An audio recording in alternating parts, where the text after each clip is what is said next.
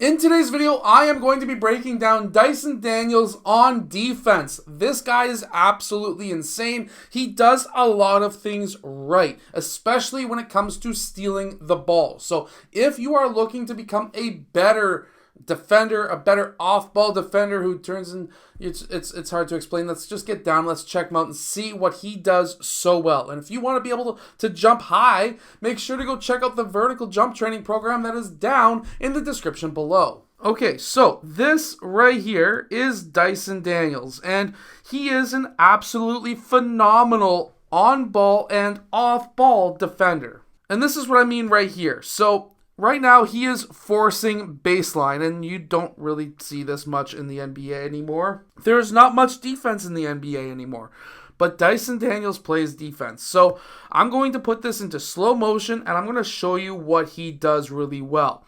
So he keeps his shoulders square with that offensive player. If you are a defensive player and your shoulders are facing away from the guy you are guarding, you are going to get your ankles broken like there is no tomorrow. He stays square. He keeps his chest close, not necessarily making contact with the offensive player, but he is keeping his body close. He is shuffling alongside and keeping those shoulders square. He has active hands. If you've ever heard of your coach saying have active hands, this is what he means. So you need to be able to time that ball when it's on its way up, going on its way down, palm.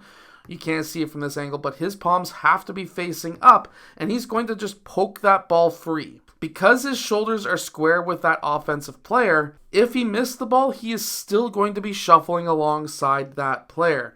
But this is called active hands. Being able to poke that ball free and then going back in the opposite direction so that you can score or your teammates can score. I also really like this right here. So after he gets this steal, he's looking down court. While yes, he does dribble, that's totally fine after a steal. You want to be able to push that ball as early and as fast as possible, which is why he is such a valuable player to his team.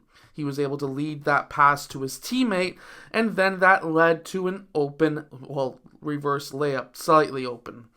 He recovered pretty darn good. Now, Dyson Daniels is playing off ball, and he is on ball side, which means that you generally do not want to help off of. But here, he's able to poke that ball free because he has active hands. This is going to be the exact same clip over here, but this is going to be from a different angle. So this man was attacking the basket, which is totally fine, but he does slightly lose it. I will give it to him there. But when you are one pass away, you don't have to be necessarily glued to your man. You can reach in and try to disrupt the ball handler by hitting that ball, and sometimes you may just come away with that pass, that steal right there, and he goes in for that dunk on the opposite side, as we can see right here. Now, this could be classified as a foul by some. Obviously, the screener hits him, so he does have a little bit of a leeway on hitting his man, but he does reach, he does make contact. I'll give it to him. This is technically a foul,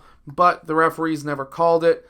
Having active hands, if you are always having active hands, referees are going to be a little bit more open to you reaching in, and then he's able to go back the opposite way. Now, this next clip right here, we got to zoom in just a little bit because this is actually a clip that we can all learn from if we are on offense or defense. So right here, this offensive player brings that ball down to his waist. There are only two spots this ball needs to be: chest or higher, or knees or lower, because then you have straight arms to show the referee that you got hacked. If the ball is shoulders or higher, again, the ball is going to be a bit higher. Your arms are going to be shown to the referee so that you get the call. If the ball is down here at your waist, that is death. That is absolute death. If you ever play in Toronto, you will know this at the elite level. And what happens is the defense is just going to go and hack away at it because the rules state in every single rule book, the rules state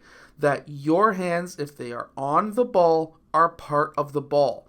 So if you get hacked and your hands get hit, it ain't a foul. That's why you got to keep the ball high or low and straight arms. Not necessarily straight arms up top, but you get the point. Now, this is a fantastic lesson as well for drop defenders. So here, offensive player drives and passes to the opposite post. I'm not going to lie. If you stick on offense, if you stick a guy in the low post and you drive, guess what? That man is the help defender. This guy stays here, which means that somebody up here needs to drop. If they don't drop, it's a wide open layup every single time. At the youth level, you can get tons of points off of just a simple drive and kick style play if you've got a low post guy on the opposite side. Literally, it's the easiest thing that you can run. However, Dyson Daniels knows how to play drop, and that's how he gets this steal. Let's go to a different angle. So right here, drive to the paint. He's going to then pass over to this guy. Dyson Daniels drops on Julius Randle. But because he drops, and he drops just in time. Look at this. Obviously, Trae Young can't do anything from that position. If he goes over this back and makes contact with that offensive player, it's a foul. If you go over the back and there's no contact, technically there's no foul unless it's in FIBA. You have your cylinder, but whatever. But either way, ball down at waist. Ball goes up slightly, sort of. He's on his way up anyways. And arm coming down.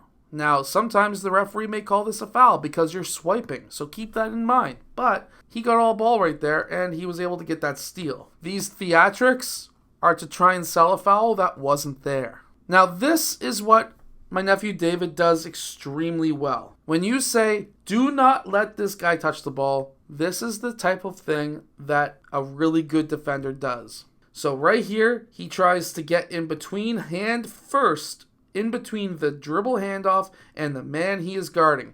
By getting your hand in between that dribble handoff, you are going to at least tip that ball away somewhere, and in this case, he gets the steal and goes down to the other end, and then eventually scores at the rim. You can see it happen again in this clip where he gets his hand in between and it basically blows up that dribble handoff. This is why you want to try and lead with that hand when going towards that dribble handoff. I hope that these tips help you become a better defender in basketball. If they do, hit that like button and subscribe, and I'll see you guys again in my next video. Make sure to go check out the vertical jump training program if you want to be able to jump higher, block more shots, dunk, whatever.